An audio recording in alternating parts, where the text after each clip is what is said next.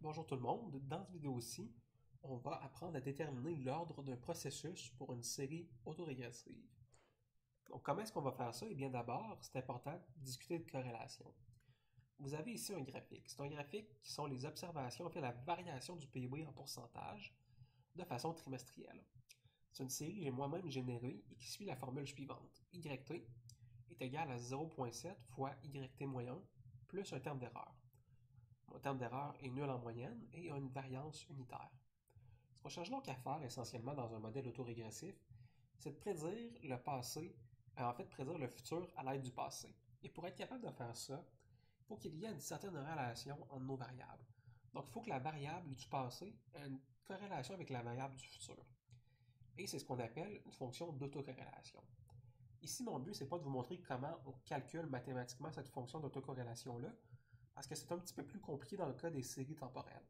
Si c'est quelque chose qui vous intéresse à ce moment-là, je vous invite à aller lire le livre de Hamilton, Time Series Analysis, qui est un très bon livre pour faire des séries temporelles d'un niveau un petit peu plus compliqué. Essentiellement, ce que je vais vous montrer, c'est à quoi ressemble une fonction d'autocorrélation et comment est-ce qu'on interprète cette fonction d'autocorrélation-là dans le but de faire des séries temporelles. Donc, vous avez une fois de plus une série temporelle qui suit le même modèle que celui avec lequel on travaille. Donc, j'ai YT qui est égal à 0,7 fois YT moins 1, plus un terme d'erreur. Mon terme d'erreur est nul en espérance et a une variance unitaire. Vous avez une autocorrélation qui a la forme suivante. Donc, ma fonction d'autocorrélation, je suis allé la générer grâce à mon logiciel qui s'appelle RStudio. Donc, avec RStudio, j'ai pris ces chiffres-là ici et je vais demander trouve-moi une fonction d'autocorrélation. Qu'est-ce que ça me dit?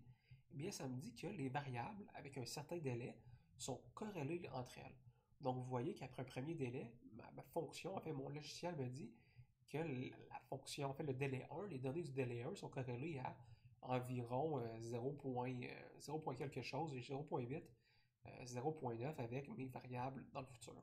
Et plus on avance comme ça dans le temps, moins nos données vont être corrélées entre elles. Parce que c'est très important, j'ai un terme d'erreur. Donc, plus on avance, moins les données passées ne sont corrélées avec les données du présent. Les chocs ont eu pour effet de se dissiper. Et donc, ça, c'est une fonction d'autocorrélation qui fait beaucoup de sens pour nous.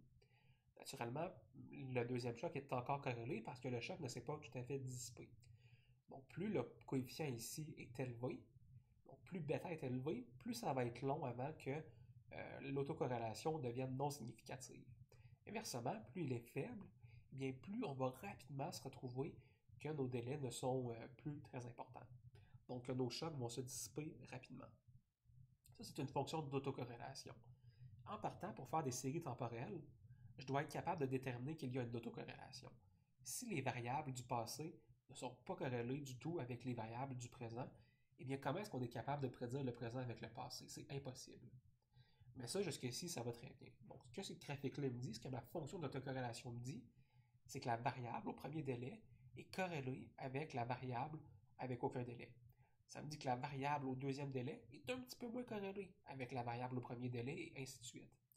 Et j'ai un beau comportement autorégressif, c'est-à-dire que plus on s'éloigne du délai initial, donc de la variable au temps zéro, et bien plus on s'en éloigne, plus le lien entre les données est faible. Donc c'est vraiment une belle fonction à ce titre-là. C'est une fonction autorégressive. Mais nous, ce qu'on cherche à faire, c'est la chose suivante. On essaie de déterminer combien de lag, comme on dirait en anglais, combien de délai est-ce qu'on doit introduire dans notre modèle pour bien prédire le PIB présent. Et pour faire ça, on procède de la façon suivante. J'ai encore ma formule, la même que tout à l'heure. Variance unitaire pour le terme d'erreur, espérance nulle, coefficient de 0,7. Et ce que je me trouve à faire, c'est la chose suivante. J'essaie d'isoler l'effet des délais. Donc, je regarde mon équation ici. Je commence avec un délai. Et je me dis, quand je prends en compte un délai, est-ce que je suis capable de prédire la variable YT? La réponse, c'est oui. Donc, je prédis ma variable YT à l'aide d'un délai. Qu'est-ce que je fais ensuite? Eh bien, ça me donne un terme d'erreur. Donc, j'ai un terme d'erreur. J'ai utilisé mon premier délai pour prédire YT. J'ai fait une erreur et ça me donne ce terme d'erreur-là. Une fois que j'ai enlevé l'effet du premier délai, donc il me reste juste mon terme d'erreur, eh bien, je teste. Est-ce que YT-1, avec mon deuxième délai, est capable de prédire mon terme d'erreur? Donc, est-ce qu'il reste de l'information dans mes délais d'ordre supérieur qui me permettent de davantage prédire le terme d'erreur? Et si c'est le cas, eh bien, on va l'inclure. On va inclure cette information-là dans notre modèle. Et comment est-ce qu'on teste ça? Avec la fonction d'autocorrélation partielle. Donc, que cette fonction-là d'autocorrélation partielle-là, elle fait exactement ce qu'on a expliqué de façon intuitive, c'est qu'elle commence par regarder est-ce que le premier délai me permet de prédire le futur. Si oui, on enlève l'effet du premier délai. Donc, j'ai un modèle qui a plus de bruit, et après ça, je regarde. Est-ce que cette erreur-là, est-ce que ces nouvelles données-là, je suis capable de les prédire davantage en ajoutant un délai, et on continue ainsi de suite jusqu'à ce que nos délais n'aient plus d'importance. Donc, j'avais toujours le même graphique, espérance nulle, variance unitaire, YT est égal à 0.7 fois YT moins 1. Et là, ce que mon graphique d'autocorrélation partielle me dit, c'est essentiellement ce à quoi on s'attendait. Le premier délai a effectivement de l'impact sur le futur. Donc, sur le futur, parce que c'est moi qui ai généré ces chiffres-là de façon aléatoire, en suivant cette formule-là. Et ensuite, ce qu'on remarque, c'est qu'une fois qu'on passe le premier délai, eh bien, mes autres délais ne semblent pas avoir d'effet significatif sur ma variation du PIB. Et c'est ce à quoi on s'attendait parce que c'est nous-mêmes qui l'avons généré mathématiquement. J'aurais pu générer ces données-là en ajoutant un deuxième effet temporel pour que ça devienne un processus AR2. Et à ce moment-là, ce que vous verriez, c'est effectivement que j'aurais une deuxième ligne qui aurait dépassé du côté de mes lignes pointillées. Donc, qu'est-ce que ça veut dire, mes lignes pointillées? Ce graphique-là ici, il vient me dire que mon premier délai a une autocorrélation d'environ 0.7 avec aucun délai. Donc, aucun délai, c'est égal à 1. Si vous voyez la ligne ici, entre 1 et moins 1. Donc, autocorrélation parfaite positive, autocorrélation parfaite négative. Et ce que ça vient me dire, c'est que mon premier délai a une valeur significative à 0.7 et quand ça se retrouve entre les deux pointillés, c'est qu'à ce moment-là, notre estimation n'est plus significative au seuil de 5%. Donc, c'est un seuil de significativité essentiellement. Et donc, c'est ce qu'on retrouve avec un terme d'autocorrélation partielle. Et ce que ce graphique-là me dirait ici, c'est que je me retrouve avec un processus AR1.